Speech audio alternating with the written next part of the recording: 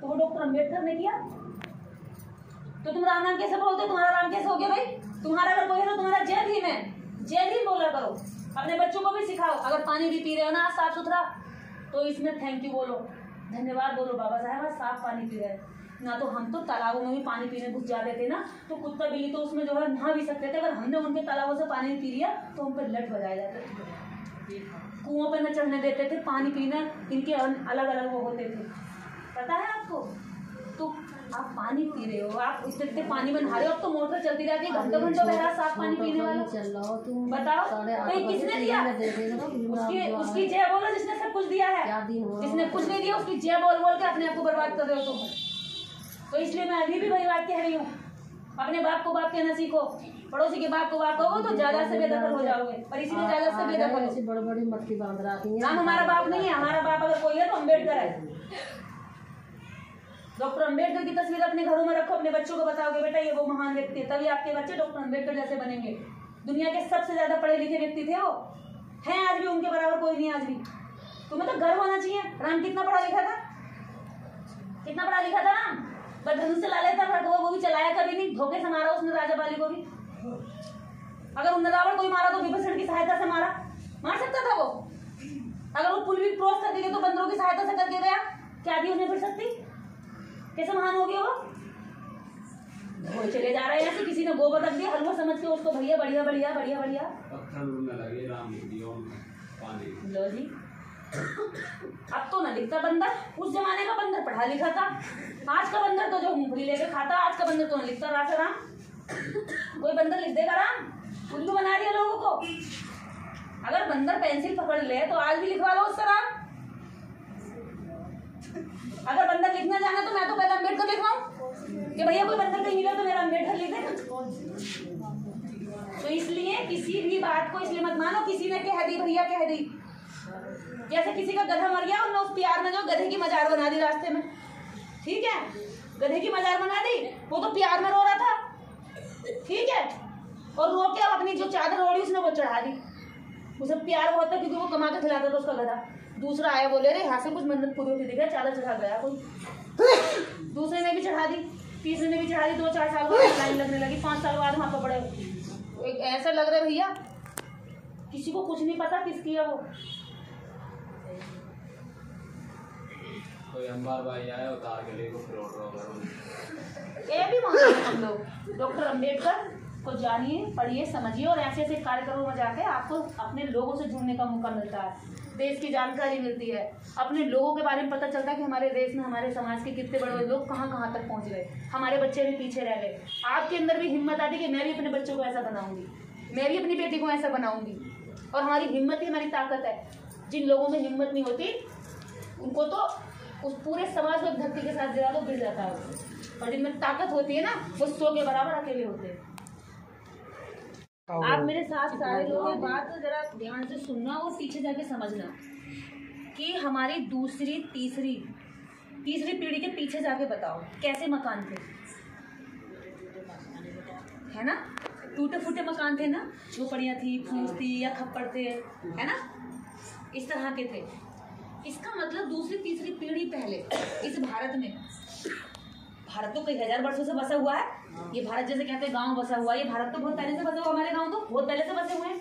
लेकिन दूसरी तीसरी पीढ़ी जाकर पीछे जब देखते हैं तो कैसे मकान है? खप्पड़ डली है, छप्पड़ डली है, दीवारें पक्की नहीं है, मिट्टी की है, और जब पानी पड़ता था तो टपकता था, या कभी इधर को आटा रखते थे छिपा कर इधर को रखते थे क्योंकि वो खरीदने का डर रहता था, है ना, और बीमार भी पड़ जाते थे, दवाइयों के लिए पैसा नहीं होता था, शरीर पर कपड़े बढ़िया नहीं होते थे, ठंड में इतना कपड़ा नहीं होता था। मैं तीसरी पीढ़ी पीछे रह कह रही हूँ, क्यों थी ऐसी स्थिति बताओ? भगवान तो तब भी थे देश में, 33 करोड़ देवी देवता थे। अगर 1-1 रुपया देते तुम्हें तो 33 करोड़ रुपए तुमसे होते, पर किसी ने नहीं दिया, और ना किसी ने सोचा कि इनके छप्पर ऐसे मकान क्यों हैं और देश में बाकी लोगों के अच्छे मकान क्यों हैं। इनको नीच कहा क्यों गया, इनको छोटी जाति का क्यों कहा गया, जबकि मैं तो समान बच्चे पैदा करता हूँ। अगर भगवान के सारे बच्चे एक है तो किसी को नीच छोटा क्यों कहा गया? क्यों ना अपमानित कहा गया? चमार गे रे, चूड़े गे रे, इसके और उसके, क्यों कहा गया? आपको सोचना होगा, सोचो, खाली बैठ के करते क्या हो? कि तीसरी पीढ़ी पहले नहीं था और आज तीसरी पीढ़ी बात कैसे आया हम पर सब पर? इसके पीछे किसी देवी देवता भगवान किसी का हाथ नहीं है, न चौराहे वाली का, ना पीर वाली का, ना किसी भी काली पीली का। इसके पीछे केवल और केवल एक व्यक्ति का हाथ है, उसका नाम है डॉक्टर अंबेडकर। उसने कहा इन लोगों को भी मकान होने चाहिए। सिर्फ उस व्यक्ति ने कहा इनके शरीर पर सबके कपड़े होने चाहिए। नंगे क्यों रहते हैं? सबसे ज्यादा मेहनत करते हैं। जब खेतों में बैल नहीं हुआ करते थे तो हमारे लोगों को बैल की जगह तक लगा करके खेत जोत किया जाता था। आज कोई जोत के दिखाए? आज कैसे कहते हैं? कैसे बोल रहा है अभी तू? मुंह पर रहपट मारूंगा मेरे को तो उल्टा सीधा बोला तो। कहां से आई है हिम्मत? डॉक्टर अंबेडकर ने दी कि कोई आपको नीच नहीं कह सकता, छोटा नहीं कह सकता। अगर कोई कहेगा तो आप उसको पलट के जवाब दे सकते हो। पहले आपके घरों में कोई भी घुस के आपकी बेटियों के साथ बदतमीजी कर जाता था।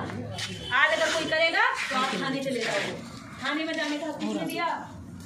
बाबा साहेब ने दिया। आज की बेटियां मान सम्मान से आज पढ़ने के लिए स्कूलों में जा सकती हैं। स्कूलों में घुसने का, एडमिशन लेने का अधिकार किसने दिया? बाबा साहेब ने दिया। बताओ मुझे, आपके परदादा जितने भी थे वो कितने पढ़े लिखे थे? उन्हें आती थी ABCD? उन्हें आता था काका दादा? नहीं आता था। आज भी हमारी बुजुर्ग महिलाएं हैं, उन्हें नहीं आता। जब कहीं पढ़ने लिखने की बात आती तो वो बड़ा ऐसा महसूस करती है, बताओ हमें तो आता नहीं। करते हैं कमजोरी से महसूस। तो कोई पढ़ा लिखा आ जाएगा तो कहेंगे भाई किसी पढ़े लिखो को लाओ जल्दी जल्दी, एकदम घबरा जाएंगे जैसे कोई भूत आ गया। क्यों? क्योंकि आपसे इसीलिए उन्होंने पढ़ाई को दूर रखा कि ये डरे रहेंगे। अगर पढ़ गए तो डर निकल जाएगा, है ना। लेकिन डॉक्टर अंबेडकर ने कहा क्यों नहीं पढ़ेंगे भाई ये लोग? हाँ, इसलिए डॉक्टर अंबेडकर ने आपको पढ़ने का अधिकार दिया, तब आपको शिक्षा मिली, तब आपको स्कूलों में घुसने का हक मिला। आपको पता है स्कूलों में वजीफा मिलता था? तो वजीफे का इंतजाम डॉक्टर अंबेडकर ने कराया था आपके लिए। जो आज की सरकारें आपको 5 किलो राशन देकर वजीफा खा गई। वजीफा मिलता है आपके बच्चों को? जब आपके बच्चे वजीफे से पढ़कर नौकरी करने लगे तो उन्होंने कहा इनको नौकरी मत दो, क्योंकि नौकरी से तो एक आदमी पूरे परिवार को और समाज को भी आगे बढ़ा देगा। इनको 5 किलो राशन दे दो, ये ज्यादा बढ़िया है। तो तुम्हें क्या चाहिए बताओ? अपने बच्चों की शिक्षा और नौकरी चाहिए, या फिर तुम्हें इतनी महंगाई का तेल खाकर, राशन खाकर तुम्हें 5 किलो राशन चाहिए? कैसी सरकारें चाहिए तुम्हें? कैसे नेता चाहिए तुम्हें? बताओ। जो तुम्हें डरा के रखे वो, या जो तुम्हें कहे कि नहीं खड़ा हो जा और जब तक तेरा हक तुझे ना मिल जाए आंखों में आंखें डाल के सवाल करता रहे? कैसा नेता चाहिए? पढ़ाई लिखाई है आगे बढ़ेंगे तो तुम्हारे बच्चे तभी सवाल कर पाएंगे जब ये पढ़ाई लिखाई आगे करें। बढ़ेंगे, बालक पढ़ लिख कर एक पढ़ा लिखा और एक अनपढ़ व्यक्ति, जब कोई सामने पढ़ा लिखा आता, अधिकारी आता या पुलिस आ जाए गांव में, तो पढ़ा लिखा सामने आकर पूछते था भाई साहब क्या बात है, क्यों आए हो, इसे क्यों उठा कर ले जा रहे हो? लेकिन अनपढ़ तो कोने में जाकर देखता है कि मुझे तो लेना नहीं आया, देख लो पहले किसको लेना आया। तो क्या करता है वो? देखता है, जब तक उसके अंदर घबराहट बैठी रही। जबकि उसने कोई दोष नहीं किया, उसको कोई अपराध नहीं है।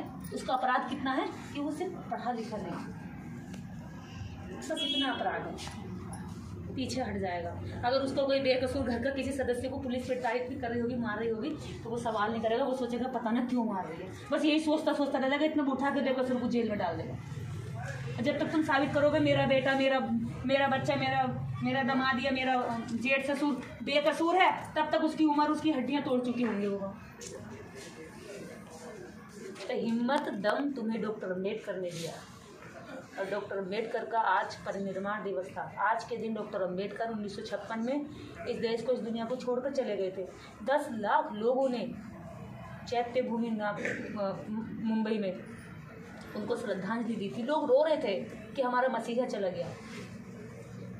कैसा न रोते जिस व्यक्ति ने सूट बूट पहनने का हक दे दिया, जिनके शरीर पर चिथड़े नहीं थे। कैसे न रोते जिन औरतों को पैर की जूती कहा जाता था।